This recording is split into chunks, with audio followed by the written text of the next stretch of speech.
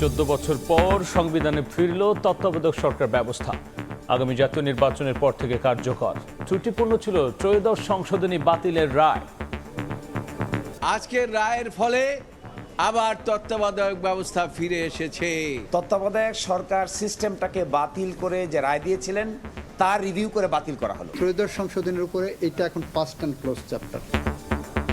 সরকারকে তত্ত্বাবধায়কের মডেলে দায়িত্ব পালনের আহ্বান বিএনপির। পাতানো ভোটের চেষ্টা হলে প্রতিহতের হুঁশিয়ারি জামায়াতের। জুলাই সনদের আলোকে কার্যকর চায় এনসিপি। অন্তর্বর্তীকালীন সরকারকে আমি অনুরোধ করব, কেয়ারটেকারের সরকারের আদলে নির্বাচনের দিন পর্যন্ত সরকার পরিচালনা করুন। পাতানো নির্বাচন 14, 16, 18 বা 24-এর মতো যদি কেউ করতে চান, জনগণকে সাথে নিয়ে আমরা সেটা প্রতিরোধ করবো ইনশাআল্লাহ। জুলাই সনদে যেভাবে তত্ত্বাবধায়ক সরকার ব্যবস্থার কথা বলা হয়েছে তেমন প্রক্রিয়াতে প্রবর্তন করতে হবে। 3 থেকে 4 দিনের মধ্যে হচ্ছে গণভোট আইন। উপদেষ্টা পরিষদের সিদ্ধান্ত। শেখ হাসিনাকে ফেরাতে আন্তর্জাতিক আদালতে যাবে বাংলাদেশ, জানালেন ডক্টর আসিফ। পুলিশকে প্রতিপক্ষ না ভেবে সহযোগিতার আহ্বান ডিএমপি কমিশনারের। নাশকতা করলে কঠোর ব্যবস্থার হুঁশিয়ারি। আইনে আছে গুলির নির্দেশনা।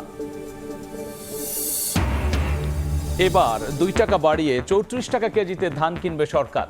চালের দাম 50 নির্ধারণ। নির্বাচনের আগেই সংগ্রহ শেষ করতে চায় সরকার। কেনা হবে 28 ফেব্রুয়ারি পর্যন্ত। চট্টগ্রামের নিমতলায় এক্সপ্রেসওয়ে রেলিং ভেঙে ছিটকে পড়ল প্রাইভেট কার। প্রাণ গেল সাইকেল আরোহীর। গুরুতর আহত গাড়ির 5 যাত্রী। এবং উদ্বোধনের 3 মাসেও রাজধানীতে সাড়া পায়নি র্যাপিড পাস। মেশিন জটিলতায় বিড়ম্বনা। ত্রুটি শনাক্তে তৎপর কর্তৃপক্ষ। ভবিষ্যতে যুক্ত হচ্ছে নতুন ফিচার।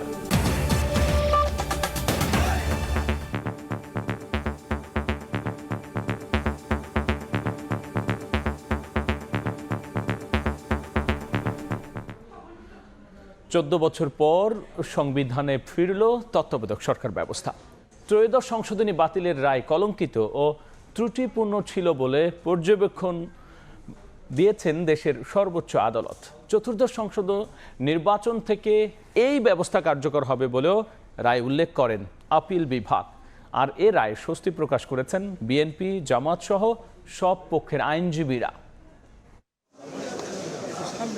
আওয়ামী লীগ সরকারের প্ররোচনায় কলমের এক খোঁচায় তত্ত্বাবধায়ক সরকার ব্যবস্থা বাতিল করে দিয়ে দেশের নির্বাচন ব্যবস্থাকে এক গভীর সংকটে ফেলে দেন সাবেক প্রধান বিচারপতি এবিএম খায়রুল হক।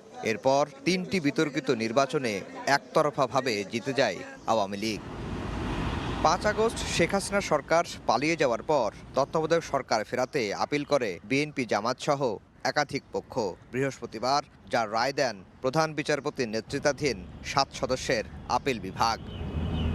সর্বসম্মতিক্রমে দেয়া রায়ে তত্ত্বাবধায়ক সরকার ব্যবস্থা পুনর্বহাল করা হয়, যা কার্যকর হবে চতুর্দশ সংসদ নির্বাচন থেকে। পর্যবেক্ষণে সর্বোচ্চ আদালত বলেন, তত্ত্বাবধায়ক বাতিলের পূর্বের রায় ছিল কলঙ্কিত ও ত্রুটিপূর্ণ। এই রায়টি আজকে 7 জন বিচারপতি সর্বসম্মতভাবে দিয়েছেন এবং আমাদের দেশের আইন এবং বিচার এবং সংবিধান মোতাবেক এই রায়টি হবে নির্দলীয় তত্ত্বাবধায়ক সরকার ব্যবস্থা সংক্রান্ত সর্বশেষ সুপ্রিম কোর্টের রায়। তত্ত্বাবধায়ক সরকার সিস্টেমটাকে বাতিল করে যে রায় দিয়েছিলেন তার রিভিউ করে বাতিল করা হলো। নতুন পার্লামেন্টে সংবিধান সংস্কার সভায় যদি এটা গৃহীত হয় তাহলে তত্ত্বাবধায়ক সরকারের ফরম্যাটে আমূল পরিবর্তন আসতে পারে। এটা নির্ভর করবে জুলাই চার্টার গণভোটে অ্যাকসেপ্ট হলো কিনা। অ্যাকসেপ্ট হওয়ার পরে সংবিধান সংস্কার সভা ওই ফরম্যাটটাকে গ্রহণ করলো কিনা। আপিল বিভাগের রায়ে স্বস্তিতে বিএনপি, জামাত সহ সব পক্ষ। আজকের রায়ের ফলে আবার তত্ত্বাবধায়ক ব্যবস্থা ফিরে এসেছে। দেশের মানুষ এতদিন যে ভোট দিতে পারে নাই, তারা এখন ভোট দিতে পারবে। আমরা খুশি যে আজকের রায়ে আদালত আমরা যেই 58C ধারা নজরে এনেছিলাম সেটার উল্লেখ করে বলেছেন যে এই রায় প্রসপেক্টিভলি অর্থাৎ ভবিষ্যৎ থেকে কার্যকর হবে। তত্ত্বাবধায়ক সরকার ব্যবস্থা বাতিলের মাধ্যমে নির্বাচন ব্যবস্থাকে নির্বাসনে পাঠিয়ে দেওয়া হয়েছিল, যার ফলে 3টি নির্বাচন আমাদের বিতর্কিত নির্বাচন হয়েছে, জালিয়াতি নির্বাচন হয়েছে। তো আমরা আশা করি তার অবসান ঘটবে। আমরা ভবিষ্যতে এর মাধ্যমে এই রিভিউ পিটিশন গ্রহণের মাধ্যমে আমাদের সুষ্ঠু নিরপেক্ষ নির্বাচনের পথ সুগম হবে। অ্যাটর্নি জেনারেল বলছেন, দেশের গণতন্ত্র ভোটাধিকার পুনঃপ্রতিষ্ঠায় মাইল ফলক হয়ে থাকবে এ রায়। বাংলাদেশের মানুষ আগামী দিনে নিজের ভোট নিজে দিতে পারবেন। দিনের ভোট রাতে হবে না, মৃত মানুষ এসে ভোট দিয়ে যাবেন না, এরকম একটি গণতান্ত্রিক মহাসড়কে চলা শুরু করলেন বলে আমরা মনে করি। 1996 সালে সংবিধানের ত্রয়োদশ সংশোধনীর মাধ্যমে তত্ত্বাবধায়ক সরকার ব্যবস্থা আনে তৎকালীন বিএনপি সরকার, যার অধীনে হওয়া 3টি নির্বাচন গ্রহণযোগ্যতা পায় দেশে বিদেশে। 2009 সালে ক্ষমতায় এসে আদালতের এক বিতর্কিত রায়ে এই ব্যবস্থা বাতিল করে সংবিধানের 5ম সংশোধনী আনে আওয়ামী লীগ সরকার। আফজার হোসেন, সময় সংবাদ, ঢাকা। এসব বিষয় নিয়ে বিস্তারিত আলোচনার জন্য স্টুডিওতে যুক্ত হয়েছেন সহকর্মী শফিক মুন্সি। যাচ্ছি তার কাছে।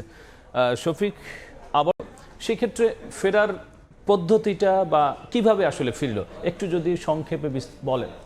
রাব্বি, আপনি জানেন যে গত 14 বছর আগে এই সর্বোচ্চ আদালতেরই একটা নির্দেশে এবং রায়ে কিন্তু তত্ত্বাবধায়ক সরকার ব্যবস্থা যেটি ছিল সেটি কিন্তু রহিত হয়ে যায়, বাতিল হয়ে যায়।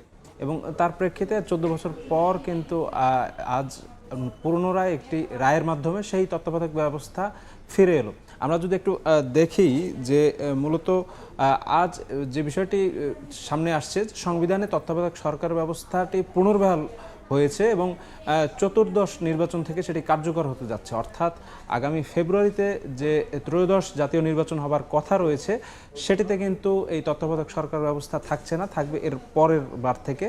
এবং বর্তমান অন্তর্বর্তীকালীন যে সরকার আছে সেই সরকারই কিন্তু আগামী জাতীয় নির্বাচন তারা পরিপূর্ণ স্বচ্ছতা এবং নিরপেক্ষতার সাথেই তারা এটি পরিচালনা করবেন বলে আদালত থেকে বলা হয়েছে।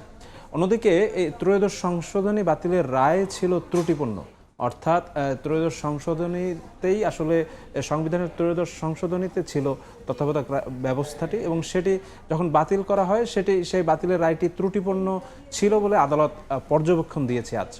অন্যদিকে এই ত্রয়োদশ সংশোধনী যেটি ছিল অর্থাৎ তত্ত্বাবধায়ক সরকার ব্যবস্থা সংবিধানে যে সংশোধনীর মাধ্যমে প্রবর্তন করা হয় সেই সংশোধনীটিকেও বৈধ বলছে আপিল বিভাগের রায়। সেক্ষেত্রে কিভাবে ত্রুটিপূর্ণ ছিল সেটি কি আদালত ব্যাখ্যা দিয়েছে? আদালত যে বিষয়টি আসলে ব্যাখ্যা দিচ্ছে যে একটি সরকার পরিবর্তনের যে ধারা বাংলাদেশের জাতীয় রাজনীতির অর্থাৎ জাতীয় নির্বাচন যেভাবে হবে সেখানে একটি নির্দলীয় নিরপেক্ষ সরকার ব্যবস্থার মাধ্যমেই সেই নির্বাচনগুলো যদি করা হয় তবে ইতিহাস বলে যে সেই নির্বাচনগুলো খুব সুষ্ঠু এবং নিরপেক্ষ হয়। সেক্ষেত্রে শফিক, তত্ত্বাবধায়ক ফিরল এবং বিএনপি কিন্তু কথা বলছে যে এখন থেকেই আসলে যেই সরকারটি আছে সেটি যেন আসলে তত্ত্বাবধায়কের আদলে সামনে নির্বাচনটিও করে। এই ক্ষেত্রে আসলে যদি একটু স্পষ্ট করে, এটিকে রিপোর্ট দেখে এসে আমরা আলোচনায় ফিরব। রাব্বি, আমরা মূলত যে বিষয়টি যে আজ বিভিন্ন রাজনৈতিক দলই কিন্তু তত্ত্বাবধায়ক সরকার ব্যবস্থার পুনর্বহালের ব্যাপারে প্রতিক্রিয়া জানিয়েছে। আমরা প্রথমে বিএনপি কি প্রতিক্রিয়া জানালো আজ সেটি দেখে আসবো, ফিরছি এরপর।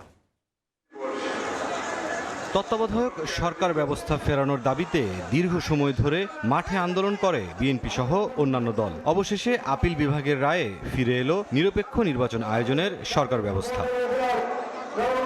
বহুল প্রতীক্ষিত এ রায়ের পর তাৎক্ষণিক প্রতিক্রিয়ায় বিএনপির স্থায়ী কমিটির সদস্য আমির খসরু মাহমুদ চৌধুরী বলেন, তত্ত্বাবধায়ক সরকার পুনর্বহালের রায় বিএনপির দীর্ঘদিনের আন্দোলনের সফলতা, যা দেশে নতুন দিগন্ত উন্মোচন করবে। বৃহস্পতিবার ঢাকা বিশ্ববিদ্যালয়ের কলাভবনের সামনে ফ্রি মেডিকেল ও স্বাস্থ্যসেবা কর্মসূচি উদ্বোধন অনুষ্ঠানে একথা বলেন তিনি। মানুষের ভোটাধিকার কেড়ে নেওয়া হয়েছে, তার মাধ্যমে যে অপশাসন, নিপীড়ন, নির্যাতনের রাজত্ব সৃষ্টি হয়েছে, তত্ত্বাবধায়ক সরকারের মাধ্যমে আমরা আশা করি সেটা আগামী নির্বাচনগুলোকে সুসংহত করবে। পরে জাতীয় প্রেস ক্লাবে আলাদা এক অনুষ্ঠানে যোগ দিয়ে চতুর্দশ নির্বাচন থেকে তত্ত্বাবধায়ক ব্যবস্থা চালু হলেও আগামী নির্বাচনে অন্তর্বর্তী সরকারকে তত্ত্বাবধায়কের ভূমিকায় পরিচালিত হওয়ার আহ্বান জানান আমির খসরু। অন্তর্বর্তীকালীন সরকারকে আমি অনুরোধ করব, কেয়ারটেকারের সরকারের আদলে এখন থেকে, আজকের থেকে নির্বাচনের দিন পর্যন্ত সরকার পরিচালনা করুন। এদিন ফার্মগেটে কৃষিবিদ ইনস্টিটিউটে এক কর্মসূচিতে অংশ নিয়ে তত্ত্বাবধায়ক সরকার পুনর্বহাল হওয়া ন্যায় ও গণতন্ত্রের পথে বড় অগ্রগতি বলে মন্তব্য করেন বিএনপি নেতা রুহুল কবির রিজভী। কেউ যাতে আবার নতুন করে ফ্যাসিস্ট হয়ে না উঠতে পারে তার জন্য আমি মনে করি আজকের এই রায়টি অত্যন্ত ইতিবাচক। কোনো অনির্বাচিত সরকার নয়, দেশের অচলাবস্থা কাটাতে জনগণের নির্বাচিত সরকার প্রতিষ্ঠা জরুরি বলেও মন্তব্য করেন বিএনপি নেতারা। পুনরুজ্জীবিত হলো আজকে। মুরসালিন হক জুনায়েদ, সময় সংবাদ, ঢাকা। রাব্বি, দেখছিলাম আমরা বিএনপির প্রতিক্রিয়া। সেক্ষেত্রে জামাত কি বলছে শফিক? মূলত যে বিষয়টি আসলে বিএনপি বলছে যে বিএনপি তারা আমরা আসলে জামাতের এখন প্রতিক্রিয়াটি দেখে আসতে চাই। জামাতের প্রতিক্রিয়া দেখে এসে ফিরছি আলোচনা।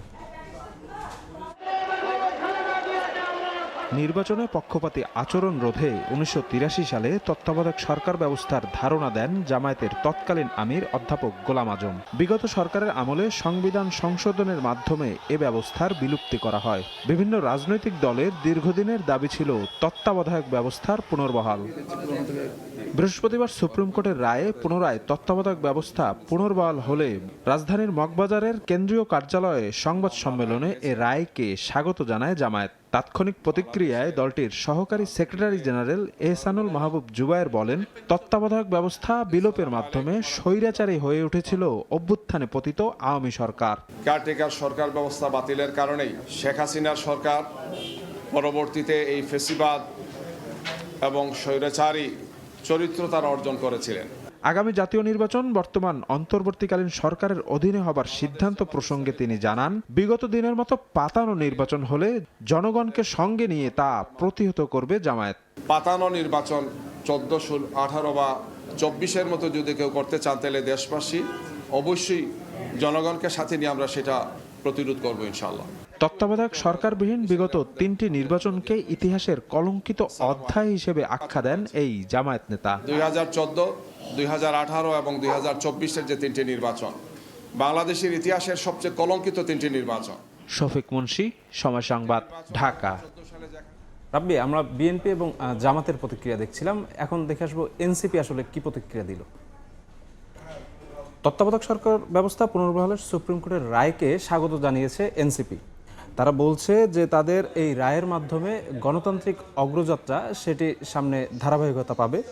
একই সাথে কিন্তু এই দলটির ঢাকা 8 আসন থেকে শাপলাকলি প্রতীকে নমিনেশন নিয়েছেন জুলাই আন্দোলনে সুজন আলী নামে একজন রিকশা চালক। জুলাই অভ্যুত্থানে ছাত্র জনতার রিকশার ওপর দাঁড়িয়ে সালাম দেওয়ার একটি ছবি তার ভাইরাল হয়।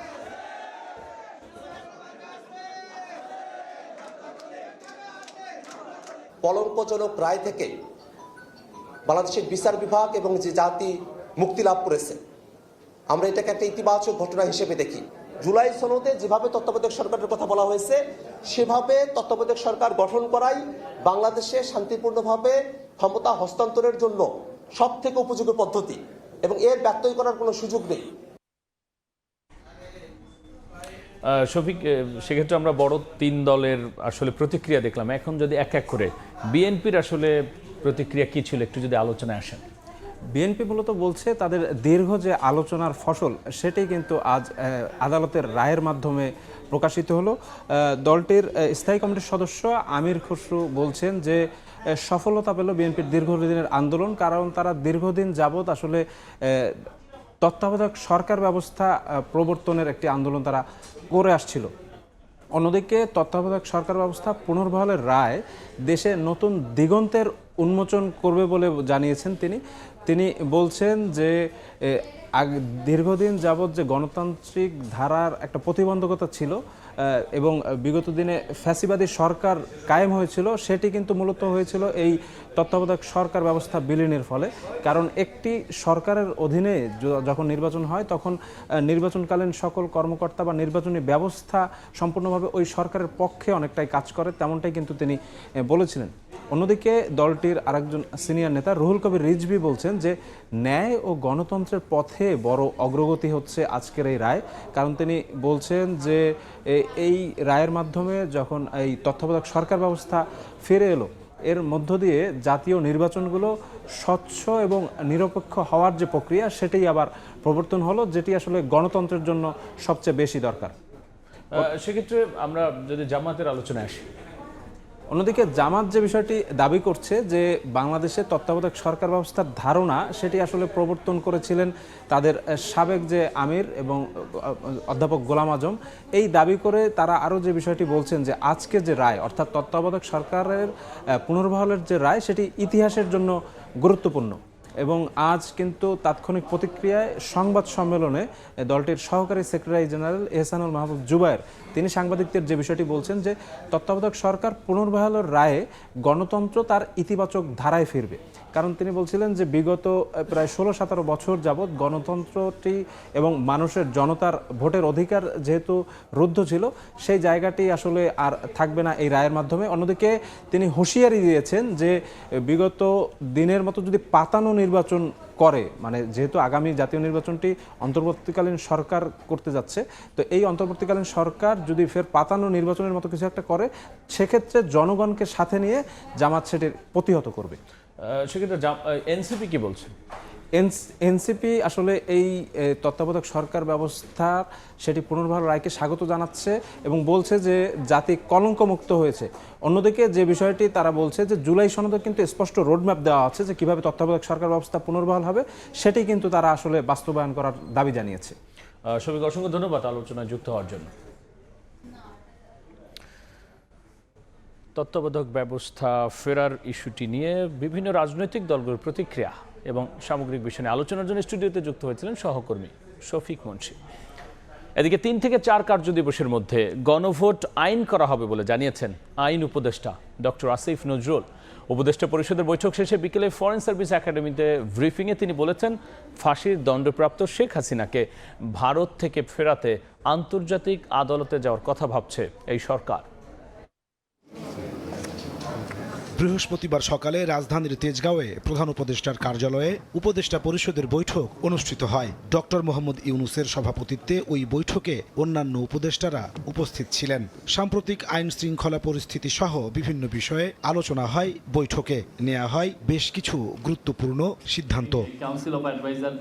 বৈঠকের বিস্তারিত জানাতে বিকেলে ফরেন সার্ভিস একাডেমিতে সংবাদ সম্মেলনে হাজির হন আইন উপদেষ্টা ডক্টর আসিফ নজরুল। বিচার বিভাগের স্বাধীনতা নিশ্চিত করতে সরকার আলাদা সুপ্রিম কোর্ট সচিবালয় অধ্যাদেশের চূড়ান্ত অনুমোদন দিয়েছে জানিয়ে তিনি বলেন, এর মাধ্যমে নিম্ন আদালতের নিয়ন্ত্রণ ও শৃঙ্খলা নতুন এই সচিবালয়ের হাতে ন্যস্ত হবে। এই অধ্যাদেশ কার্যকরী হওয়ার পর নিম্ন আদালতের বিচারকদের পদায়ন, বদলি, পদোন্নতি, শৃঙ্খলাজনিত বিষয়াদি, ছুটি সংক্রান্ত বিষয়াদি, এমনকি নিম্ন আদালতের বিচারকদের নিয়োগ, কর্মের শর্তাবলী নির্ধারণ, সমস্ত কিছু সুপ্রিম কোর্টের সচিবালয় করবে।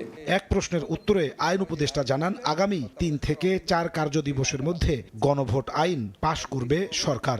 গণভোট আইন আমরা খুব দ্রুত করতে যাচ্ছি, এই উইকে করে ফেলবো। ধরেন আজকে কি বার, বৃহস্পতিবার, তো ধরেন আগামী 3-4 কার্যদিবসের মধ্যে হয়ে যাবে। মানবতা বিরোধী অপরাধে মৃত্যুদণ্ডপ্রাপ্ত শেখ হাসিনা ও আসাদুজ্জামান খান কামালকে দেশে ফেরাতে ভারতকে চিঠি দেবে সরকার। এছাড়া বৈশ্বিক সহায়তা পেতে আন্তর্জাতিক আদালতে যাওয়ার কথা ভাবা হচ্ছে বলে জানান আসিফ নজরুল। ভারতের এখন বাড়তি দায়িত্ব রয়েছে তাদের ফেরত দেওয়ার জন্য। আমাদের সাথে এক্সট্রাডিশন চুক্তি অনুযায়ী তার অব্লিগেশন পালন করে, সেই জন্য সেটা স্মরণ করিয়ে দিয়ে ভারতকে আমরা চিঠি দিচ্ছি।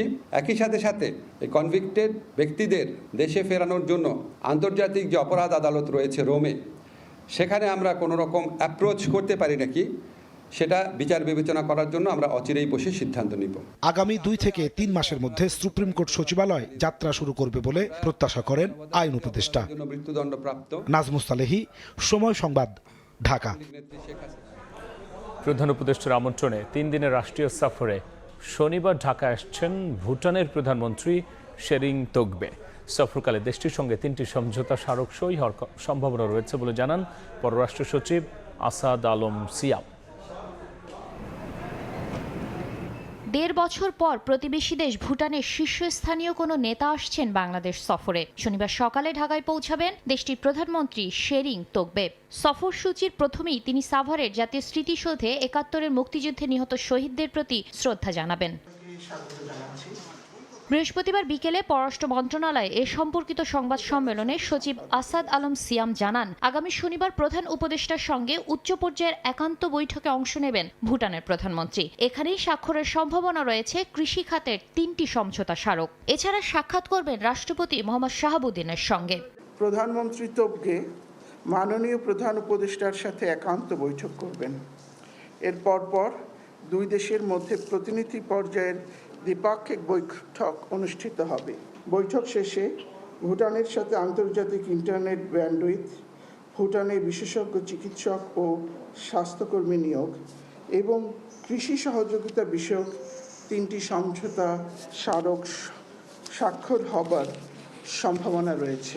সফরকালে দুই দেশের মধ্যে দ্বিপাক্ষিক সম্পর্ক আরও জোরদার, বাণিজ্য বিনিয়োগ সম্প্রসারণ, কৃষি পর্যটন এবং ক্রীড়া খাত প্রাধান্য পাবে বলে জানান পররাষ্ট্র সচিব। জলবিদ্যুৎ আনবার একটা প্রস্তাব রয়েছে এবং ভুটানের পক্ষ থেকেও আগ্রহ রয়েছে, কিন্তু যেহেতু বিষয়টা ত্রিদেশীয় সেহেতু এটা এখনো আলোচনার পর্যায়ে রয়েছে। এটা ভুটান এবং ভারতের মধ্যে আলোচনা শেষে আমাদের সাথে আলোচনা এগোবে বলে আমরা আশা করি। সফর শেষে আগামী সোমবার ঢাকা ত্যাগ করবেন ভুটানের প্রধানমন্ত্রী। শাতিলা শারমিন, সময় সংবাদ, ঢাকা। রাতের সময় আরও থাকছে। ইন্দোনেশিয়া আগ্নেয়গিরি থেকে অগ্ন্যুৎপাতের পর শক্তিশালী ভূমিকম্প, সেরাম দ্বীপের বাসিন্দাদের 2.5 কিলোমিটার দূরত্বে থাকার পরামর্শ। নিত্যদিনের ঘটনা হয়ে দাঁড়াচ্ছে আগুন বোমাবাজি। যারা ককটেল বিস্ফোরণ ও বাসে আগুন দিয়ে নাশকতা করছে তাদের গুলি করার নির্দেশনা পুলিশ আইনে আছে বলে জানিয়েছেন ডিএমপি কমিশনার শেখ মোহাম্মদ সাজ্জাদ আলী। পুলিশকে প্রতিপক্ষ না ভেবে তাই সহযোগিতার আহ্বান ডিএমপি কমিশনারের।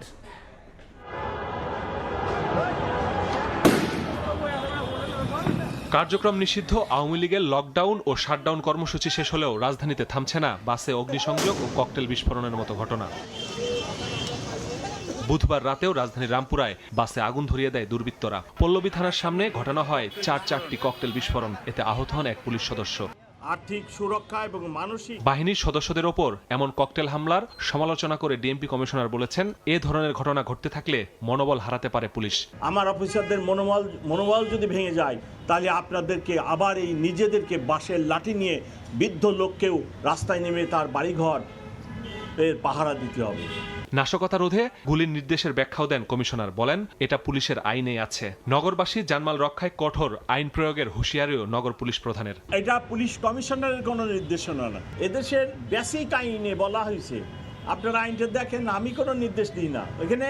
আমার অফিসারদেরকে আমি শুধু বলছি আইনে এই কথাটা বলা আছে। আমি তো দুর্বৃত্তদের জন্য আইন প্রয়োগ করব। আমি আমার ঢাকাবাসী শান্তিতে রাখতে হবে। ঢাকাবাসীর জান ও মালের হেফাজত করার গুরুত্বপূর্ণ দায়িত্ব ঢাকা মেট্রোপলিটন পুলিশের উপরে, আমরা আইন প্রয়োগ করব। কথা বলেন সম্প্রতি ধানমন্ডি 32 নম্বরে উত্তেজনা নিয়েও। কমিশনার দাবি করেন অরাজকতা রোধে বাধা দিয়েছে পুলিশ।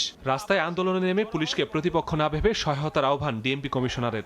আমরা আপনাদের সাথে রাস্তায় কোনো ক্লাসে কোনো সংঘাতে জড়িত হওয়ার জন্য নয়, আমরা আপনাদেরকে সেবা দিতে চাই। সো যারা এই ধরনের দুর্বৃত্তায়নের কাজ করতেছেন, ককটেল মেনে আমার লোকের মনোবল ভাঙার জন্য চেষ্টা করতেছেন, প্লিজ তাদের কাছে আমার অনুরোধ, আপনারা এইরূপ কাজটি করবেন না। মাসুদুর রহমান, সময় সংবাদ, ঢাকা। নির্বাচনের আগেই ধান চাল সংগ্রহ শেষ করতে চায় সরকার। সচিবালয়ের খাদ্য উপদেষ্টা জানান, এবার ধান 34 এবং চালের দাম 50 টাকা নির্ধারণ করা হয়েছে। সংগ্রহ কার্যক্রম চলবে 28 ফেব্রুয়ারি পর্যন্ত। প্রতি বছরের মতো এবারও আমন মৌসুমে ধান চাল সংগ্রহের ঘোষণা দিয়েছে সরকার। এবার প্রতি কেজি ধান 34 টাকা কেজি দরে সংগ্রহ করা হচ্ছে। বৃহস্পতিবার বিকেলে সচিবালয়ে ধান চাল সংগ্রহের বিষয়ে জানান খাদ্য উপদেষ্টা আলী ইমাম মজুমদার। গতবার থেকে বেশ এবার আতপ চালের সংগ্রহ মূল্য নির্ধারণ করা হয়েছে 49 টাকা কেজি দরে এবং সেদ্ধ চাল দাম নির্ধারণ হয়েছে 50 টাকা কেজি। সর্বনিম্ন 5 লাখ টন সেদ্ধ চাল, 50,000 টন আতপ চাল এবং 50,000 টন ধান সংগ্রহের লক্ষ্যমাত্রা নির্ধারণ করা হয়েছে। প্রয়োজনে তা আরও বাড়ানো যাবে, সেক্ষেত্রে অর্থের কোনো অভাব পড়বে না বলে জানান খাদ্য উপদেষ্টা। এই ধান চাল সংগ্রহ চলবে আগামী ফেব্রুয়ারি পর্যন্ত। তবে সে সময়ে জাতীয় নির্বাচনের সময় হওয়ায় নির্বাচনের আগেই ধান চাল সংগ্রহের কাজ শেষ করতে চায় সরকার। ধান কেনা হবে প্রতি কেজি 34 টাকা দরে, সিদ্ধ চাল 50 টাকা কেজি, আতপ চাল 49 টাকা কেজি। ফেব্রুয়ারি যেহেতু জাতীয় নির্বাচনের জন্য নির্ধারিত, সুতরাং এর আগে প্রায় সবটা সংগ্রহ করে ফেলার জন্য ইনশাল্লাহ আমরা চেষ্টা করব। এছাড়া অন্তর্বর্তী সরকার খাদ্য বান্ধব কর্মসূচির আওতা বাড়িয়েছে উল্লেখ করে খাদ্য উপদেষ্টা আশা প্রকাশ করেন, সরকার যখন দায়িত্ব হস্তান্তর করবে তখন দেশে অনেক বেশি পরিমাণ খাদ্য মজুদ থাকবে। 5 মাস দেওয়া হতো 50 লাখ লোককে, 50 লাখ পরিবারকে 30 কেজি করে চাল 15 টাকা দামে। আমরা এটাকে করি 6 মাস ব্যাপী, এটাকে কর্মসূচিটা চালনা করি। সরকার কিন্তু পরবর্তী সরকারের জন্য বিভিন্ন পর্যায়ে কাজগুলিকে কমফোর্টেবল রেখে যাবে, এই ব্যাপারে আমরা কমিটেড। বড় মৌসুমেও রেকর্ড পরিমাণ ধান চাল সংগ্রহ হয়েছে, ফলে ঘাটতি হওয়ার আশঙ্কা নেই বলে জানান খাদ্য উপদেষ্টা। আমরা যত বেশি করতে পারবো তত বিদেশ থেকে আমদানি কমাতে পারবো। সানবীর রূপল, সময় সংবাদ, ঢাকা। চট্টগ্রাম এলিভেটেড এক্সপ্রেসওয়ের রেলিং ভেঙে ছিটকে পড়েছে প্রাইভেট কার, আর এতে প্রাণ গেছে নিচে থাকা এক সাইকেল আরোহীর। আহত হয়েছেন গাড়িতে থাকা 5 জন। বেপরোয়া গতির কারণেই এমন দুর্ঘটনা, দাবি নিহত স্বজন ও এলাকাবাসীর। চট্টগ্রামের বন্দর থানায় রাখা প্রাইভেট কারটি দেখলে বোঝা যায় দুর্ঘটনা কি ভয়াবহ ছিল। এলিভেটেড এক্সপ্রেসওয়ে থেকে ব্যক্তিগত গাড়িটি ছিটকে নিচে পড়ে যায়। বৃহস্পতিবার বিকালে বন্দর থানার বিপরীত দিকে নিমতলা এলাকায় এই দুর্ঘটনা হয়। এই সময় নিচ দিয়ে সাইকেল চালিয়ে যাওয়ার সময় শরীফ নামে 50 ব্যক্তি গাড়ি চাপা পড়ে ঘটনাস্থলে মৃত্যুবরণ করেন। গাড়িতে থাকা 5 জনকে উদ্ধার করে ইসলামী ব্যাংক হাসপাতালে ভর্তি করা হয়। উনি সাইকেল চালাচ্ছে, সাইকেল গাড়িটাকে ব্রিজ থেকে পড়ে ওনাকে চাপা ধরে ওই জায়গার স্পটেই মারা গেল। সাইকেল আর একটা যাচ্ছে, ওটা মারা গেছে। কী কারণে গাড়িটি এলিভেটেড এক্সপ্রেসওয়ে থেকে নিচে পড়ে গেল তা নিয়ে আছে নানা প্রশ্ন। তবে দ্রুত গতির কারণে নিয়ন্ত্রণ হারিয়ে দুর্ঘটনা ঘটেছে বলে অভিযোগ নিহতের স্বজন ও এলাকাবাসীর। ওভার স্পিড থাকার কারণে এ মোড়টা নিতে পারে নাই, মোড় না নেওয়ার সাথে সাথে অথবা হঠাৎ নিচে, তার কারণে কিন্তু আসি পড়ছে। ওভার স্পিডে ছিল, তারা হয়তো রেলের মধ্যে কন্ট্রোল করতে পারেনি, প্রাইভেট থেকে পুলিশ খাই নিচে পড়ছে। আহত 4 জন আশঙ্কামুক্ত বলে জানিয়েছেন চিকিৎসক। উন্নত চিকিৎসার জন্য একজনকে এভার কেয়ার হাসপাতালে নেওয়া হয়েছে। এটা সুস্থ আছে। আমি তো রাঙামাটি ছিলাম, এখান থেকে এসেছি। হ্যাঁ, ও গাড়ি ফার্স্ট সিটে আছিল। এক্সপ্রেসওয়েতে দুর্ঘটনা এবারই প্রথম নয়। গত বছরের আগস্টে পরীক্ষামূলক চালুর পর দুর্ঘটনায় প্রাণ হারিয়েছেন 2 মোটরসাইকেল আরোহী। চলতি নভেম্বর মাসেই 2টি প্রাইভেট কার উল্টে যায় এই এক্সপ্রেসওয়েতে।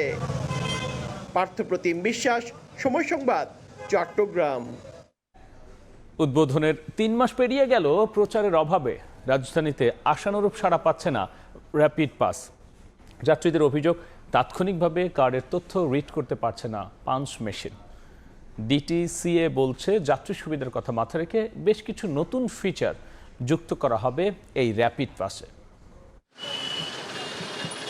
হাতিরঝিলে 1.5 ঘন্টা অপেক্ষার পর 16টি গাড়িতে মাত্র 4 জন যাত্রীর দেখা পেয়েছি আমরা, যারা র্যাপিড পাস ব্যবহার করে ভাড়া পরিশোধ করেন। র্যাপিড পাস ব্যবহারে অনীহার কারণ হিসেবে সাধারণ যাত্রীরা জানান মিশ্র প্রতিক্রিয়া। রয়েছে সঠিকভাবে পাঞ্চ মেশিন কাজ না করার অভিযোগও। লাইনে দাঁড়ানো লাগে না টিকিট কাটার জন্য, কার্ডটা পাঞ্চ করার পরে আমি গাড়িতে উঠে গেলাম। টিকিট নেওয়ার জটিলতা থেকে একটু মুক্তি পাবে মানুষ। আমার স্টুডেন্ট আইডি কার্ড আছে, সো স্টুডেন্টদের জন্য 15 টাকায় কাটা যায়। রেপিড কার্ডে নাই, রেপিড কার্ডে 20 টাকায় কাটা লাগে। এসএমএস দিলে ডেফিনেটলি ভালো হবে আর কি। মেশিনটা রিচ করতে গেলে অনেক সময় মেশিনটা ধরে না, তো তখন একটু ধাক্কাধাক্কি হয়। মেশিনগুলো যে ডিটিএস থেকে যেখানে দেখাইছে তাদের মারফতে কেনা। যাত্রীর অভিযোগ অনুযায়ী কার্ড পাঞ্চে জটিলতা ও মেশিনের দুর্বলতার প্রমাণও মিলল হাতে নাতেই। রাজুকের ঠিকাদারি প্রতিষ্ঠান এইচআর ট্রান্সপোর্ট এজেন্সির কর্মী জানান, উদ্বোধনের পর থেকে গেল 3 মাসে চক্রাকার বাসে কার্ড ব্যবহারকারীর সংখ্যা খুব একটা বাড়েনি। 5টা 7টা পার ডে যাচ্ছে। আর একটু এটা তো প্রচারের উপরে, প্রচার যত হবে তত সেল হবে। আরো 2-4টা পরিবহনে থাকলে সেই ক্ষেত্রে হয়তো এটা বেশি দেখা যেত। আপাতত বিআরটিসির 10টি বাস ও হাতিরঝিল চক্রাকার বাসে র্যাপিড পাস ব্যবহার করা যাচ্ছে, তবে ওয়াটার বাসে এই সেবা বন্ধ আছে। গ্রাহকের সব অভিযোগ আমলে নিয়ে ত্রুটি শনাক্তে দ্রুত ব্যবস্থা নেওয়ার কথা জানায় ঢাকা পরিবহন সমন্বয় কর্তৃপক্ষ ডিটিসিএ। ব্যাপকভাবে চালু করতে হলে এই যে ডিভাইস কানেক্টিভিটির একটা ব্যাপার রয়েছে, ততদিন কিন্তু আপনাকে এটা একটু ব্যয়বহুল এবং দ্রুত ব্যাপক সম্প্রসারণের পথে বাধা আছে। বাসও তো রেডি নাই যে সেখানে স্থাপন করব। র্যাপিড পাসে আসলে হাফ ভাড়া এইটা করতে গেলে এইটা ইটস ভেরি ডিফিকাল্ট। স্টেশন হিসেবে ভাড়া না কেটে কিলোমিটার হিসেবে ভাড়া আদায়ের কথা বলছেন যাত্রীরা। সেই সঙ্গে ভাড়া পরিশোধের টোকেন ও রিচার্জের প্রমাণ হিসেবে চেয়েছেন এসএমএস নোটিফিকেশন। সাইফুল রুদ্র, সময় সংবাদ, ঢাকা। রফিক আহমেদ সিদ্দিকের বিরুদ্ধে 8.5 কোটি টাকার বেশি অবৈধ সম্পদ অর্জনের অভিযোগে মামলা করেছে দুদক। এদিকে ডায়মন্ড ওয়ার্ল্ডের এমডি দিলীপ কুমার আগারওয়ালের সম্পদের খোঁজে বিভিন্ন দফতরে চিঠি দিয়েছে সংস্থাটি। আর শেয়ার বাজারে কারসাজি মামলায় ক্রিকেটার সাকিব আল হাসানকে আগামী ২৬ নভেম্বর দুদকে তলব করা হয়েছে। ২০২৪ সালের সেপ্টেম্বরে স্বর্ণ, হীরা চোরাচালান ও অর্থ পাচারের অভিযোগে আইন শৃঙ্খলা রক্ষাকারী বাহিনীর হাতে গ্রেফতার হন ডায়মন্ড ওয়ার্ল্ডের এমডি দিলীপ কুমার আগরওয়ালা। তার বিরুদ্ধে দুদক ১১২ কোটি টাকার অবৈধ সম্পদ ও ৭৫৫ কোটি টাকার সন্দেহজনক লেনদেনের অভিযোগে মামলাও করে।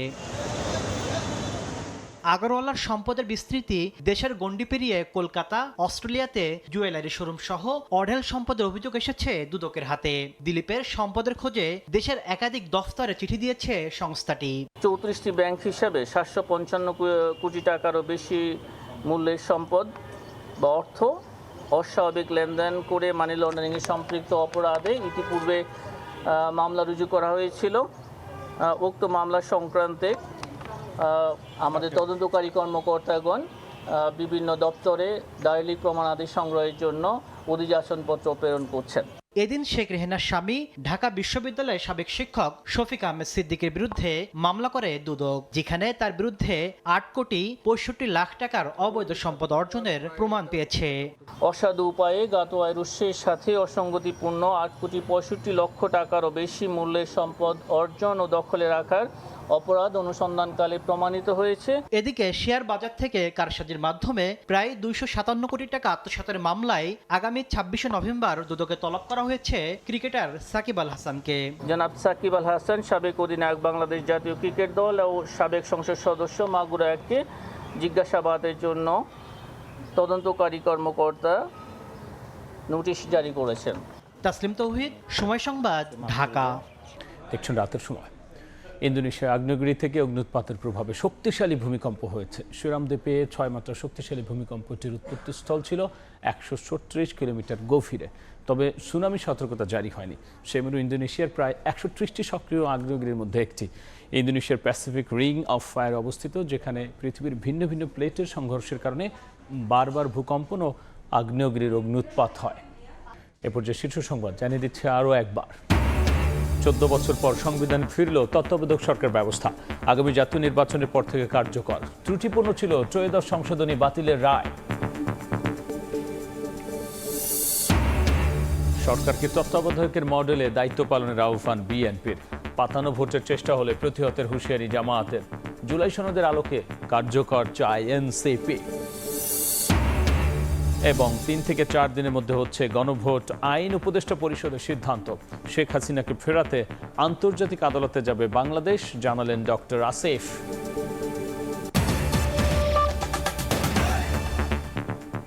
এই ছিল রাতের সময়। এরপর দেখবেন সম্পাদকীয়। সঙ্গেই থাকুন সময়।